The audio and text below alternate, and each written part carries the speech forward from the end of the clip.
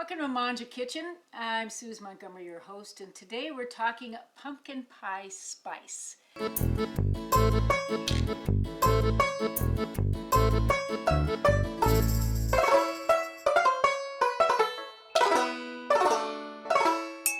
I really love pumpkin.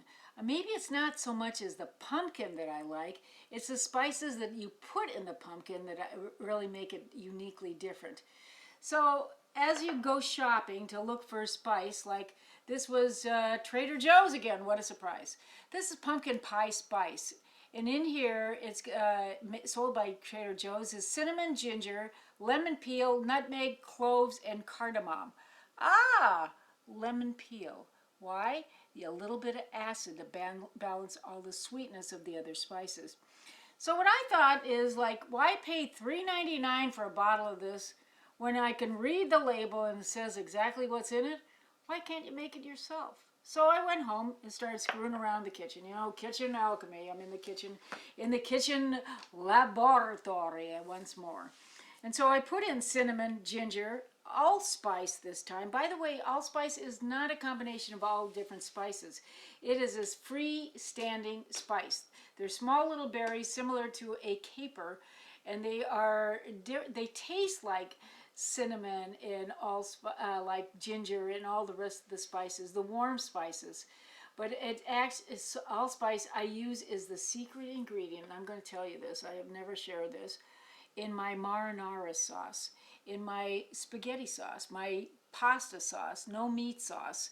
And my grandmother, we were in Santa Barbara eating at a place called Arnoldi's where I used to go play bocce all the time. For years I played bocce with all the old guys. We'd stand there with a perotti hanging out of our mouth, which is an old twisted cigar, a glass of wine in the other hand, and roll balls.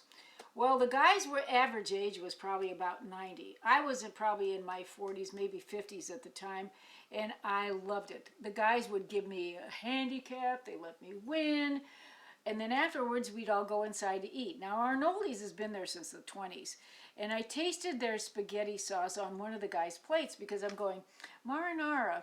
You know, I really wish I could remember what my grandmother's marinara tasted like. I tasted their sauce, and all of a sudden I went, bingo. All of a sudden it hit me. I go, wow, it's allspice. That's a magic thing that's missing in my spaghetti sauce. The minute I put it in there, it was like evoking back to my childhood when I was just a kid. And you don't need much of it. You need just maybe a pinch of it to give it nuance. And you want it to be uniquely different. And you want it to go, what is that makes it so good, but I can't really figure out what it is? It was allspice. So put a little pinch of that in your marinara. Also, I use cloves, another secret weapon. Cloves is one of my favorite spices of all time because it also is a sweet, hot, warm spice, and it gives so much depth to any kind of a recipe. Then I put in mace.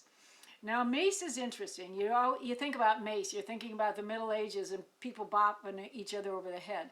But mace is actually the outside netting on a nutmeg, and you know they're kind of elliptical, and it's kind of a yellow netting on the outside.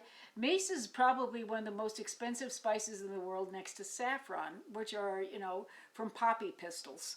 But mace is a unique flavor, and you go, wow, what is that? You don't know what it is. Most people don't use it in cooking because it's so expensive to buy. I put mace in this one. I put this in this recipe, and then finally in nutmeg as well. Sounds like, why would you put in both mace and nutmeg? To give it interest. You got to layer food. Food is all about cooking, but it's also about layering food and layering flavors, one layer upon a layer. And when you get really sophisticated with your food, like many of you are, you know the difference of the flavors. You taste it because it's layered, and you can taste the differences. So I made my very own. Here it is on a spoon, and I put it in a shaker thing. You can put this on anything. I mean, I put this the other morning on my oatmeal. You could put it, add sugar to it, and put it on a piece of cinnamon toast. I mean, this stuff is great. You can put it on sweet potatoes after you bake the sweet potatoes. Dot it with a little bit of butter and maybe a little bit of maple syrup. Put this on top of it as well.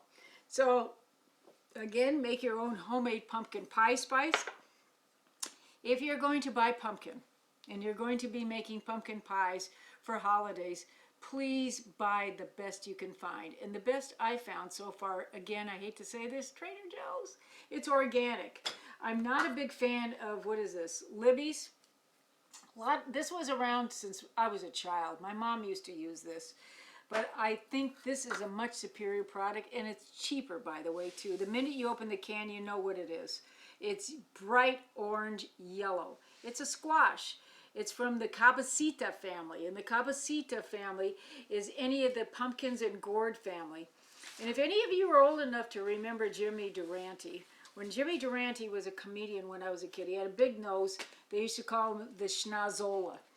And every night he closed his show by saying, "Good night, Mrs. Calabash, wherever you are." No one knew who Mrs. Calabash was. It was Jimmy Durante's wife that was in the motion picture home. She had early onset dementia, and she was in there because she lost most of her memory. And he would go, "Good night, Mrs. Calabash, wherever you are." And he said good night to his wife on the show every night. I think that was kind of special. And when I found out the whole story of it, you bet. And the city of Calabasas, Cabecita, named after pumpkins. That's where they were first grown in California.